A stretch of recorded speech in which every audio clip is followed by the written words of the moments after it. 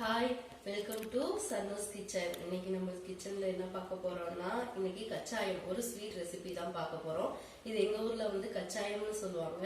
உங்க ஊர்ல இது என்ன பேர் சொல்றாங்கன்னு எனக்கு தெரியல. சரி வாங்க இதை எப்படி பண்றதுன்னு பார்க்கலாம். இதுக்கு தேவையான இன்கிரீடியன்ஸ் என்னங்கறத முதல்ல பார்த்துடலாம். இதுக்கு தேவையான இன்கிரீடியன்ஸ் என்னன்னு பார்த்தலாம். முதல்ல ரவை வந்து இந்த கப்ல வந்து நான் ஒரு கப் எடுத்திருக்கேன். ஸோ அந்த கப்ல ஒரு கப் ரவை எடுத்தீங்கன்னா அதை வந்து ஒரு அரை மணி நேரம் தண்ணி ஊற்றி நல்லா ஊற வச்சிடுங்க. ஊற வச்சதுக்கு அப்புறமா அதே அளவுக்கு எந்த கப்ல நீங்க ரவை எடுத்தீங்களோ அதே அளவுக்கு நீங்க மைதா எடுத்துக்கோங்க. அதுக்கப்புறம் அந்த கப்லயே வந்து சர்க்கரை எடுத்துக்கோங்க. ஸோ ரவை வந்து நீங்க எந்த கப்ல அளக்குறீங்களோ அதே கப்ல மைதா, அதே கப்ல சர்க்கரை எடுத்துக்கோங்க. அதுக்கப்புறம் கொஞ்சோண்டு தேங்காய், கொஞ்சோண்டு பொட்டுக்கடலை, ஒரு ரெண்டு ஏலக்காய் எடுத்திருக்கேன். ஸோ இதையும் நீங்க வந்து அதோட போட்டு மிக்ஸ் பண்ணிடலாம். இப்போ நம்ம ரவை எடுத்திருக்கோம். ரவை வந்து ஒரு 200 கிராம் ரவை இருக்கும். இந்த ரவையை வந்து ஒரு அரை மணி நேரத்துக்கு முன்னாடி நான் ஊற வச்சிருக்கேன். அதே அந்த 200 கிராமுக்கு மைதா எடுத்திருக்கேன். அந்த மைதாவை இதில் ஆட் பண்ணிடலாம். அதே அளவுக்கு 200 கிராம் சர்க்கரை எடுத்திருக்கேன். இந்த சர்க்கரையை இதில் ஆட் பண்ணிடலாம். ஆட் பண்ணிட்டு இதை நல்லா மிக்ஸ் பண்ணிடலாம். தண்ணி ஊற்றாதீங்க. தண்ணி வந்து ஏன்னா சர்க்கரை போட்டிருக்கனால தண்ணி கொஞ்சம் அதுலேயே வரும். சர்க்கரையிலேயே சர்க்கரை கரைய தண்ணி கொஞ்சம் விடும். ஸோ அதனால நீங்கள் பார்த்துட்டு ரொம்ப தண்ணி விட்டுட்டீங்கன்னா எண்ணெயில் போடும்போது கொஞ்சம் பிரியும். அதனால நீங்கள் வந்து என்ன பண்ணுங்கன்னா தண்ணி ஊற்றாதீங்க. தண்ணி ஊற்றாம ஃபர்ஸ்ட் இதை நல்லா மிக்ஸ் பண்ணிடுங்க. கட்டி இல்லாமல் மிக்ஸ் பண்ணிடுங்க.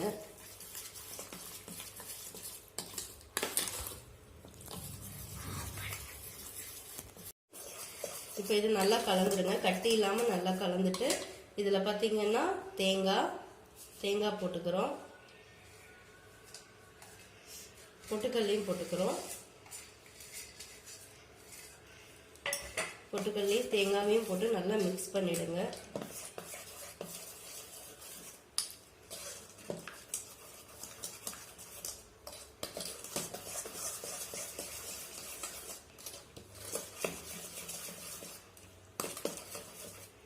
மிக்ஸ் பண்ணிட்டு இந்த 2 ஏலக்காய் இருக்கு. இந்த 2 ஏலக்காவை நம்ம இடிச்சுக்கலாம். இடிச்சு இதுல சேர்த்திடலாம். நீங்க ஏலக்காய் பொடி இருந்தா நீங்க அதுல ஏலக்காய் பொடியை நல்லா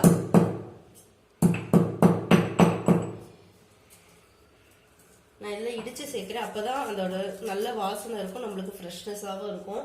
ஏலக்காய் பொடியும் நல்லா இருக்கும். நீங்க உங்க வீட்டில் எது அவைலபிளா இருக்கோ அதை ஆட் பண்ணிக்கோங்க. இதுல ஏலக்காய் பொடி சேர்த்திருக்கேன், தேங்காய் சேர்த்திருக்கேன், பொட்டுக்கடலை சேர்த்திருக்கேன். நான் தண்ணி எதுவும் ஊத்தல. ஸோ தண்ணி எதுவுமே ஆட் பண்ணாதீங்க. நீங்க ரவைக்கு எவ்வளவு தண்ணி ஊற வைக்கிறீங்களோ ஊற வைக்கும் போது ரவை வந்து முழுகிற அளவுக்கு மட்டும் ஊற வைங்க. ரொம்ப தண்ணி வச்சு ஊற வச்சிடாதீங்க. அதுக்கப்புறமா நான் கொஞ்சோண்டு இதுல வந்து ஆப்ப சோடா போடுறேன். ஒரு 1/4 கொஞ்சோண்டு ஒரு சிட்டிகை 2 சிட்டிகை வந்து நான் ஆப்ப சோடா போடுறேன். அதுவும் போட்டு இதுல மிக்ஸ் பண்ணிடலாம். உங்களுக்கு வேணும்னா நீங்க கொஞ்சமா உப்பு போட்டுக்கோங்க. உப்பு போடும்போது உங்களுக்கு வந்து இந்த சுகரோட டேஸ்ட் கொஞ்சம் எடுக்கும். ஸோ நான் அதனால ஒரு அரை சிட்டிகை நான் வந்து இதில் உப்பு போடுறேன். உப்பு போட்டு நல்லா மிக்ஸ் பண்ணிடுங்க.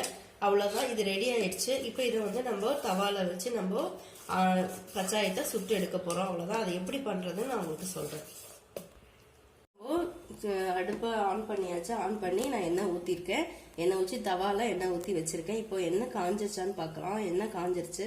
இருந்தாலும் ஒரு தடவை டெஸ்ட் பண்ணிக்கலாம். நம்ம எண்ணெய் காஞ்சிருச்சுன்னா போட்டுக்கலாம். எண்ணெய் நல்லாவே காஞ்சிச்சு. ஸோ இப்போ இந்த டைம்ல அடுப்பை சிம் பண்ணிக்கோங்க.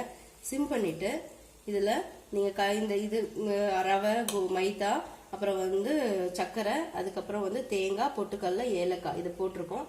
இதை வந்து கலந்ததை இதுல ஊத்திடுங்க. அடுப்பை சிம்ல வச்சுட்டு ஊத்துங்க, இல்லைன்னா அடியில ஒட்டிடும்.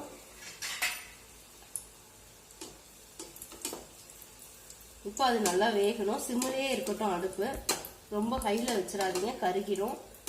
ஸோ அது நல்லா வேகட்டும். பார்த்தீங்கன்னா 2 பக்கமும் நல்லா ப்ரௌனிஷா வந்துருச்சு.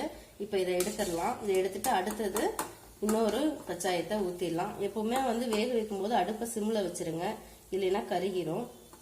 இப்போ இன்னொன்னு ஊற்றிடலாம். அதே மாதிரி எப்பவுமே ஊற்றும் போது ஒரு தடவை கலந்து ஊற்றிடுங்க.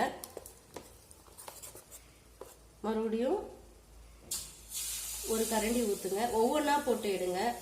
இல்லை உங்களுக்கு வந்து தவா பெருசா இருக்கு, எண்ணெய் நீங்க நிறைய ஊற்றிருக்கீங்கன்னா நீங்க 2 கூட போடலாம். ஏன்னா ஒவ்வொன்றா போடும்போது உங்களுக்கு நல்லா கேப் இருக்கும், வேகிறதுக்கும் நல்ல ஸ்பேஸ் இருக்கும். ஸோ அதுக்காண்டி சொல்கிறேன்.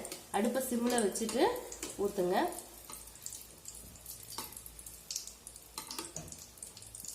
ரெண்டு பக்கமும் நல்லா ப்ரௌன் ஆயிடுச்சு. ஸோ இதையும் எடுத்துக்கலாம்.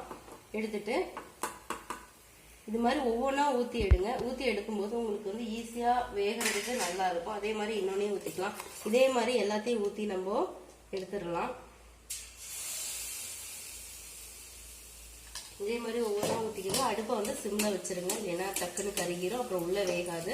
இதே மாதிரி நம்ம எல்லாத்தையும் ஊற்றி எடுத்துக்கலாம். இதுவும் நல்லா ரெண்டு பக்கமும் ப்ரௌன் ஆயிடுச்சு. ஸோ இதே மாதிரியே எல்லா நம்ம இது கச்சாயத்தையும் ஊற்றி எடுத்துக்கலாம்.